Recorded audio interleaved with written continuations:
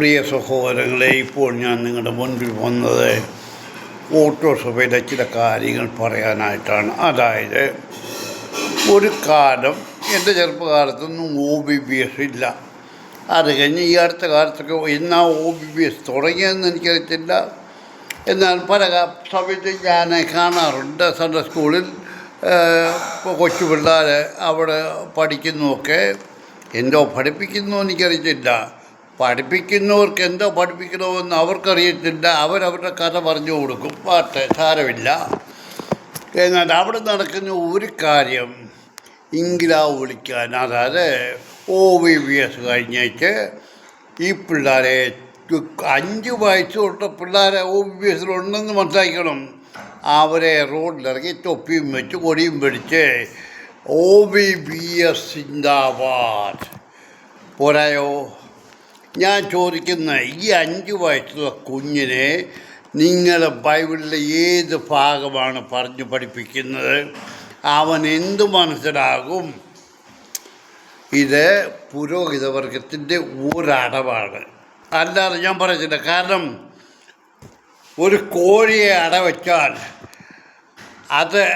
അട വെച്ച കോഴി ആ മുട്ടയുടെ പുറത്തിരുന്ന് ആ മുട്ട വലിയ കുഞ്ഞുങ്ങളിറങ്ങിയാൽ ആ കോഴി കുഞ്ഞുങ്ങളെ കൊണ്ട് മുൻപും പുറവും ഒരു പ്രത്യേക ശബ്ദം ഉണ്ടാക്കി നടക്കും. ആ കുഞ്ഞുങ്ങൾ ആ തള്ളയുടെ പുറകെ പോവും. അത് തിരിഞ്ഞും മറിഞ്ഞും നോക്കും, കുഞ്ഞുങ്ങൾ വല്ലയിടത്തും പോയോ. എന്നിട്ട് എവിടെയെങ്കിലും ഒരു ചെതൽപ്പുറ്റ് കണ്ടാൽ അവൾ ഉടനെ പ്രത്യേക ശബ്ദം ഉണ്ടാക്കിക്കൊണ്ട് ആ ചെതൽപ്പുറ്റ് ചെകയും. അപ്പോൾ ഈ കോഴിക്കുഞ്ഞുങ്ങളെല്ലാം അടുത്ത് ചെല്ലും. അപ്പോൾ ഇവിടെ ഒരു ചെതലിനെ കൊത്തി അങ്ങോട്ടിട്ട് കൊടുക്കും. അപ്പോൾ അത് കാണുമ്പോൾ മറ്റു കോഴിക്കുഞ്ഞുങ്ങളും അത് കൊത്തിയെടുത്ത് തിന്നും. ഇതൊക്കെ ആ തള്ളക്കോഴിയിൽ നിന്ന് കിട്ടുന്ന ട്രെയിനിങ്ങാണ്. നമ്മളെ കോഴിക്കുഞ്ഞുങ്ങളെ 2 ആഴ്ച കഴിയുമ്പം വേറെ മാറ്റവും ഇല്ല. ആ തള്ളക്കോഴി തന്നെ കൊത്തി മാറ്റും. അതായത് അവർ സ്വയമേ എന്തെങ്കിലും തേടിപ്പിടിച്ച് ഭക്ഷിച്ച് വെള്ളം കുടിച്ചൊക്കെ ജീവിക്കാൻ കഴിവുണ്ടെന്ന് കാണുന്ന സമയത്ത് ആ തള്ളക്കോഴി അതുങ്ങളെ കൊത്തി മാറ്റും. എന്നാൽ ഓർത്തഡോക്സ് സഭയിലെ കൊച്ചു പിള്ളേരെ അവരെ OBBS അവിടെ പഠിപ്പിക്കുക എന്തുവാന്ന് എനിക്കറിയില്ല. ആ 5 വയസ്സുള്ള കുഞ്ഞ് അവിടെ ഇരിക്കുമ്പോൾ ഞാൻ ഇവിടെ 3-4 ദേവാലയങ്ങളിൽ കണ്ടു. ആ ദേവാലയങ്ങളിൽ ഇരിക്കുക കൊച്ചു പിള്ളേർ അവരവരുടെ കാര്യം നോക്കി അവിടെ അതും ഇതും പറഞ്ഞും കൂട്ടിയിരിക്കുന്നു കൂട്ടത്തിൽ.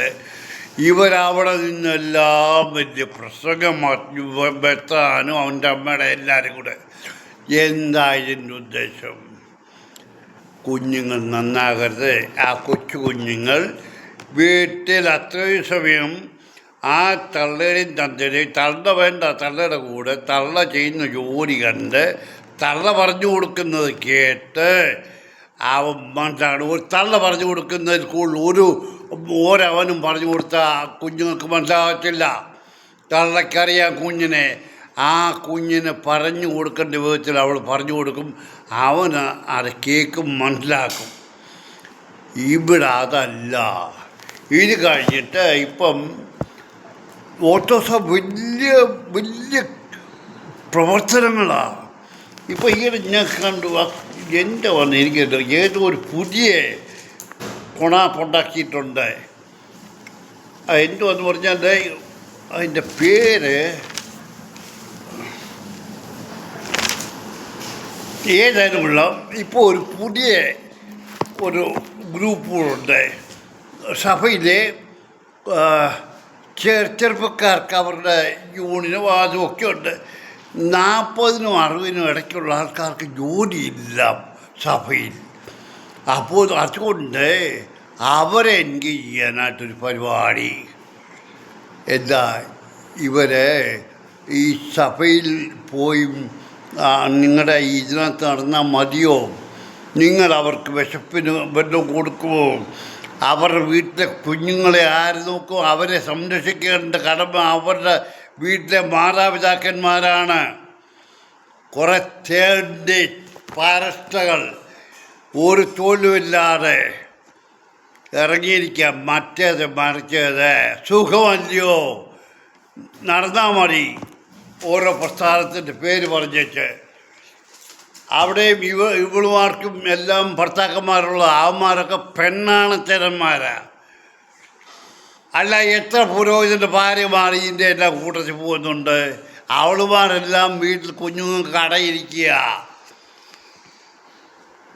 എത്ര പുരോഹിതന്മാരുടെ ഭാര്യമാർ മറ്റു പുരോഹിതന്മാരുടെ കൈ കൊണ്ട് നഷ്ടപ്പെട്ടിട്ടുണ്ട്.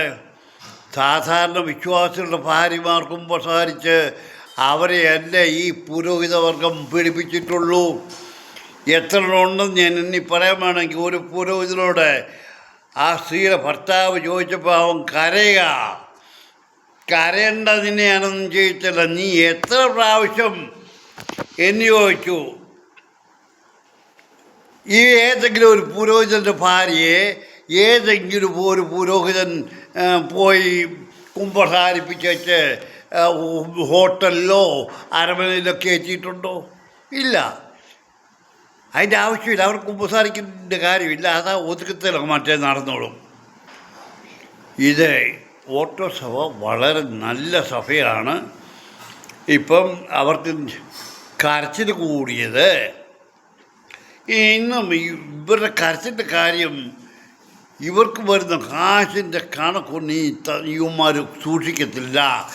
ഞാൻ പറയാം, ഒരു കടയിൽ തന്നെ ചെന്നാൽ, ഏത് കടയിൽ ചെന്നാലും അവിടെ കണക്ക് ബുക്ക് രണ്ടുണ്ടായിരിക്കും. ഒന്ന് ആരെങ്കിലും ചെക്കിങ്ങിന് വന്നാൽ കാണിക്കാനായിട്ട്, മറ്റേത് മേശയുടെ അടിയിലായിരിക്കും. അറിയാമോ? അതിനൊക്കെ കള്ളന്മാരാണ് സഭകളുടെ ഡിപ്പാർട്ട്മെൻറ്റ്.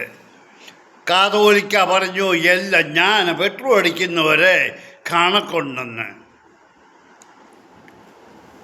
പിന്നെ നീ എന്തിനാ ആ യാക്കോബക്കാരുടെ പള്ളി പിടിച്ച് പറിക്കാൻ പോകുന്നേ? ഇന്നൊക്കെ ഓട്ടോ സഭ ഉണ്ടാക്കിയ ആചാരങ്ങളും കൽപ്പനകളും അനുസരിച്ച് വിശ്വാസികൾ പോയാൽ മതി എന്നാണ് പറയുന്നത്. ദൈവം ലോകത്തിന് നൽകിയ കൽപ്പനയാണ് 10 കൽപ്പന. അതൊന്നും ഇവിടെ ആവശ്യമില്ല. 1934 ഭരണഘടന അനുസരിച്ച് പള്ളികൾ പിടിച്ചെടുക്കുക. അത് അവർ യാക്കോബക്കാരുടെ പള്ളിയാണെങ്കിലും 1934 ഭരണഘടനയുടെ അനുസരിച്ച് സുപ്രീം കോടതിയിൽ നിന്ന് വിധി വന്നതാണ്. ഇപ്പോഴീ കൊള്ളരുതാത്തവന്മാരെ, ആത്മീയ വേല ചെയ്യുന്നവന്മാരെ ഈ സഭ തർക്കത്തെക്കുറിച്ച് പറഞ്ഞുകൊണ്ടാണ് എല്ലായിടത്തും പ്രസംഗിക്കുന്നത്. ഇതാർക്കാണ് വേണ്ടിയത്? വിശ്വാസികൾക്ക് ദൈവത്തിൽ വിശ്വാസം ഉണ്ടാകത്തക്കണം. അവരെ അതിന് തക്കതായിട്ട് പറഞ്ഞു മനസ്സിലാക്കേണ്ട സ്ഥാനത്ത് യാക്കോബക്കാരുടെ കുറ്റം പറയുന്നു. അങ്ങനെ ഇങ്ങനെ മറ്റേത് മറിച്ചേതാ. നീയൊക്കെ എവിടെ നിന്നുണ്ടതായടാ? നിന്നെയൊക്കെ ആരാടാ ബെത്താനും പുരോഹിതനുമാക്കിയത്? തോമാസ് ലീയ വന്ന് സ്ഥാപിച്ചു എന്ന് പറയുന്നു. തോമാസ് ലീയ എന്താ സ്ഥാപിച്ചത്? ഓട്ടോ സഭയുടെ കാതോലിക്കയ്ക്ക് പരമധാനി വിരിച്ചു കൊടുത്ത് വലിയ ഇതും കൊടുത്ത് അവിടെ ഇരുത്തിയേച്ചാണ് പോയത്. നീയൊക്കെ ഓട്ടോ സഭയെ പോലെ, ഞാൻ പറയാം, ഇനി അതിനെക്കുറിച്ച് കൂടുതൽ പറയുന്നില്ല. പുത്തജാവിൽ കൊച്ചു തിരുമേനി, ഓട്ടോ സഭയിൽ 2 കൊച്ചു തിരുമേനിമാരേ ഉള്ളൂ.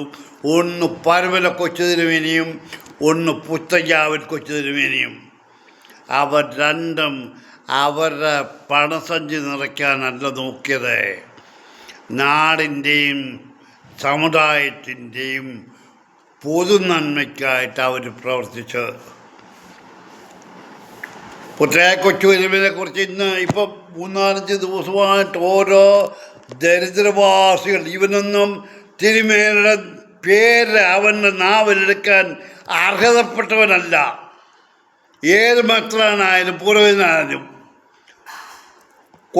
പുത്തയായ കൊച്ചു തിരുമേനി നിങ്ങളിപ്പോൾ ഇത്രയും പോർച്ച് പറയുന്നു. ശരി, തിരുമേനി പരിശുദ്ധനായിരുന്നു, കാശിന് വേണ്ടിയല്ല ജീവിച്ചത്. പറഞ്ഞുതരാം. ആ തിരുമേനി പള്ളിമുറ്റത്ത് നിൽക്കും. വിശക്കുമ്പോൾ താഴെ ഒരു വീടുണ്ട്. ആ വീട്ടിലെ ആരെങ്കിലും വിളിച്ച് പറയും, മക്കളെ കപ്പ പുഴുങ്ങിയതോ അടച്ചേറ്റ് ചമ്മന്തിയോ കൊണ്ടുവരണം. അവർ കൊണ്ടു കൊടുക്കും. അതൊക്കെയായിരുന്നു അദ്ദേഹത്തിൻ്റെ ആഹാരം. ഇന്നത്തെ ഏത് മെത്രാനാ കപ്പ കണ്ടിട്ടുണ്ടോ? അടച്ചേറ്റ് ചമ്മന്തി കൂട്ടിയിട്ടുണ്ടോ? നീയൊക്കെ 5 സ്റ്റാർ ഹോട്ടലിലെ കുക്കിനെ നിർത്തി ഇഷ്ടമുള്ള ആഹാരം ഉണ്ടാക്കി കഴിക്കുന്നു. നീയൊക്കെ സൂഹിക്കാൻ ഇനിയും സമയമില്ലടാ മക്കളെ. ഇനിയും നിങ്ങൾ സൂഹിക്കുമെന്ന് വിചാരിക്കണ്ട. ഇപ്പോൾ പള്ളികളിൽ അനൗൺസ്മെൻറ്റ് വരുന്നു, റാസയ്ക്ക് കുരിശെടുക്കാൻ ആരെങ്കിലും ഉണ്ടെങ്കിൽ പള്ളി പേര് കൊടുക്കണമെന്ന്. ആദ്യമായിട്ട് ഞാൻ കേൾക്കുക. ഇതിനു മുമ്പ് അങ്ങനെയൊന്നും ഇല്ലായിരുന്നു. വിശ്വാസികൾ മുന്നോട്ട് വന്ന് കുരിശെടുക്കുകയായിരുന്നു. ഇനിയിപ്പോൾ നിങ്ങൾ അന്യസംസ്ഥാന തൊഴിലാളികൾ വീടുകളിലും പുരയിടത്തിലുമൊക്കെ ജോലി ചെയ്ത് കൂടാതെ ഇപ്പം ഇതിൻ്റെ ചുമതലയോടെ ഇനിയിപ്പോൾ അന്യസംസ്ഥാന തൊഴിലാളിയെ കൂലി കൊടുത്ത് കുരിശെടുക്കാൻ നിങ്ങൾ വിളിക്കും. നിങ്ങൾ അതിനെക്കുറിച്ച് ചിന്തിക്കണ്ട. ഏത് ഏത് ഡോക്ടറേറ്റുള്ളവനാണ്. ഞാൻ പറഞ്ഞല്ല, കൊച്ചു തിരുമേനി, പുതിയ കൊച്ചു തിരുമേനിയെക്കുറിച്ച് ഓരോ നാറികളും വിളിച്ച് പറയുന്നു, അങ്ങനായിരുന്നു ഇങ്ങനായിരുന്നു, ഇത്ര പരിശുദ്ധനായിരുന്നു. ആ കൊച്ചു തിരുമേനിയുടെ ഖബറിങ്കൽ കഴിഞ്ഞ പ്രാവശ്യത്തെ ഇടവ വികാരിയുടെ അറിവില്ലാതെ അല്ലല്ലോ കുരുത്തോല കൊണ്ട് കൂട്ടിയിട്ടു. എന്തുവാ കുരുത്തോല ഒരു വിശ്വാസി എടുത്തുകൊണ്ട് വീട്ടിൽ പോവുകയാണെങ്കിൽ പറയും, നിങ്ങളതെങ്ങ് നിലത്ത് താഴെ തുടർന്ന് മറ്റിടത്ത് വെച്ചേക്കണം. ഇതെവിടാ കൊണ്ടുവച്ചത്? നിലത്തെ അതിൻ്റെ അപ്പുറത്ത് എങ്ങാണ്ടോ വിരിക്കാനുള്ള പഴയ കാർപ്പറ്റ് തിരുമേനിയുടെ കബറിക്കിടാ. വേറൊരു കസര പഴയത് മെഴുകുതിരിക്കാണ്. എന്തുവാടാ നിൻ്റെയൊക്കെ ഒടുക്കലത്തെ സ്റ്റോറാണ്, കച്ചറമാണ് അവിടെ തിരുമേനിയുടെ കബറ്. ഇന്ന് നിങ്ങൾ തിരുമേനിയെക്കുറിച്ച് പറയുകയല്ലേ? നീയൊക്കെ സമയത്തിനൊത്ത് ഫോട്ടോഷൂട്ടിനുമായിട്ട് നിന്നേച്ച് ഓരോന്നും വിളിച്ചു പറയാനും വളരെ നല്ലവരാ. അന്ന് ഞാൻ ചോദിച്ചതാ, ഇവരാരും അനങ്ങത്തില്ല. വിശ്വാസികൾ നല്ല വിശ്വാസികൾ, പരിശുദ്ധന്മാരാ. അതിനേക്കാൾ പരിശുദ്ധന്മാരാണ് പള്ളിയുടെ സെക്രട്ടറി, ട്രസ്റ്റിയും എല്ലാം. വെറുതെ പുരോഹിതന്മാരെന്ന് പറഞ്ഞാൽ തരത്തിലുള്ള അവർ പോകുന്നിടം വരെ മനസ്സിലാക്കാനൊക്കത്തില്ല. അവരുടെ പോക്കറ്റ് നിറയണം, അത്രയേ ഉള്ളൂ അവരുടെ ആഗ്രഹം. ഇപ്പോഴും ഞാൻ പറഞ്ഞു, ഇപ്പോഴത്തെ പള്ളിക്കകത്ത് ചോർച്ചയുണ്ട്. അതെന്തുകൊണ്ടുണ്ടായെന്നൊക്കെ ഞാൻ നേരത്തെ ലൈവ് ചെയ്തതാണ്. ഇപ്പോൾ വന്ന ഡോക്ടർ ഫാദർ അമീലിനോടും അച്ഛൻ വികാരിയോടും ഞാൻ പറഞ്ഞതാ. ഉടനെ പറഞ്ഞു, അച്ഛാ മഴ തീർന്നാൽ ഉടനെ അത് ശരിയാക്കും. എവിടെ? അവൻ്റെ ഒന്നും മണ്ടയ്ക്ക് മഴ തീർന്നിട്ടില്ല ഇതുവരെ. അവന് കാതോലിക്കയുടെ താങ്ങി നടക്കാനുള്ള സമയമുള്ളൂ. നടക്കീൻ. ദേവാലയമില്ല എങ്കിൽ പട്ടക്കാരൻ്റെ ആവശ്യം എന്തുവാ? വേണ്ട. നീയൊക്കെ കണ്ടു. ഇപ്പം OVPSൻ്റെ തന്നെ ദേവാലയത്തിനകത്ത് പുരോഹിതന്മാരും പെൺപിള്ളാരും എല്ലാം കൂടെ പാട്ട് പാടി ഡാൻസ്, പ്ലേ കാർഡും പിടിച്ചുകൊണ്ടാണ് കൊച്ചു പിള്ളേർ പള്ളിക്കകത്ത് വരുന്നത്. എന്ത് ആ പ്ലേ കാർഡിന് പള്ളിക്കകത്ത് കാര്യം? അടാതെ പള്ളിക്ക് വെളി പോയി. നീയൊക്കെ ദൈവവിശ്വാസി പുരോഹിതവർഗമേ, ഞാൻ പറഞ്ഞു, നിങ്ങളൊക്കെ വിശ്വാസികളെ നാശത്തിൻ്റെ വഴിയിലേക്ക് നയിക്കുന്നു. അത് അവരുടെയും കുറ്റമല്ല, അതാണ് വിശ്വാസികളുടെ ഇഷ്ടം. അവർക്ക് പള്ളി എന്തോ പട്ടക്കാരൻ എന്താ നോക്കേണ്ട കാര്യമില്ല. അവൻ കാശ് കൊടുത്താൽ പട്ടക്കാരൻ വന്ന് ഞാൻ തൂക്കൂട്ടി വീശി മോനെ സുഖമായിരിക്കും, അവൻ്റെ പോക്കറ്റ് നിർത്തിക്കൊണ്ട് ഇവനും സന്തോഷം അവനും സന്തോഷം. ഇതാ ഇപ്പം നടക്കട്ടെ മക്കളെ. പള്ളിക്കകത്ത് പാട്ടും ഡാൻസും വേണ്ട. ഒരു വിവാഹ ശുശ്രൂഷ കണ്ടു. ആ വിവാഹ ശുശ്രൂഷ മക്കളെ ഞാൻ ചോദിക്കുന്നത്, നിങ്ങൾ ഈ വിവാഹം കഴിക്കുന്ന സമയത്ത് തന്നെ എല്ലാം ലോകത്തെ മുഴുവനും അല്ല കെട്ടുന്നവനെ കാണിച്ചുകൊണ്ട് നിൽക്കണം. അല്ലെ ശുശ്രൂഷ ഇതിനെ കല്യാണം കഴിപ്പിക്കുന്ന പുരോഹിതനെ കാണിക്കണമെന്നുണ്ടോ? അവിടെ കണ്ടത് മന്ത്രകോടി തലേന്നെടുത്ത് കഴിഞ്ഞ് ഒരു സ്ത്രീ അതെടുത്ത് കയ്യെ മടക്കിയിട്ട് കൊടുക്കുന്നു. അപ്പോൾ അതിൻ്റെ പുറകെ തലമുറയുടെ പുറകിലേത് ഒരു വെള്ള തുണി കുത്തി കൊടുക്കുന്നു. അവളുടെ ഡ്രസ്സ് എന്തുവാ? പണ്ട് മാറുമറയ്ക്കാനായിട്ട് മനുഷ്യൻ പ്രശ്നമുണ്ടാക്കി. മാറുമറയ്ക്കാൻ പാടില്ലായിരുന്നു പണ്ട് സാധാരണക്കാർക്ക്. ഇന്ന് പുറത്ത് കാണിച്ചുകൊണ്ട് നടക്കാനുള്ള പ്രധാന കാര്യമാണ് നടക്കുന്നത്. വിവാഹ ശുശ്രൂഷയിൽ ഗുണം പിടിക്കാത്ത പെണ്ണുങ്ങളെ, ഗുണം പിടിക്കാത്ത പെൺപിള്ളാരെ, നീ ന്യായമായ വസ്ത്രം ധരിച്ചു വാ. നീ ആരുടെ മുന്നിലാണ് നിൽക്കുന്നേ? ദൈവത്തിൻ്റെ മുന്നിലാണ്. ഇന്ത്യക്കാർ കോപ്രായം കാണാൻ അവിടെ ഇരിക്കുകയല്ലേ? അതാ നിനക്കൊക്കെ ഈ നടന്ന കല്യാണത്തിൻ്റെ കാര്യം ഞാൻ പറയാം. നീയൊക്കെ അതിൻ്റെ അനുഭവിക്കും. ഒരു ദേവാലയത്തിൽ വരുമ്പോൾ എങ്ങനെ വരണം, അതും പ്രത്യേകിച്ചൊരു വിവാഹ ശുശ്രൂഷ ജീവിതത്തിലെ പ്രധാന കാര്യം. അപ്പോഴൊക്കെ എങ്ങനെ വസ്ത്രം ധരിച്ചു വരണം? വേണ്ട, ഞാൻ കൂടുതൽ പറയുന്നില്ല. ആരെന്താ എങ്ങനെ ചെയ്താലും അവരോടൊപ്പത്തിനായിക്കൂ. എല്ലാം നല്ലതായിട്ടേ ഭവിക്കത്തുള്ളൂ. അനുഭവിക്കുമ്പോൾ പഠിച്ചോളും.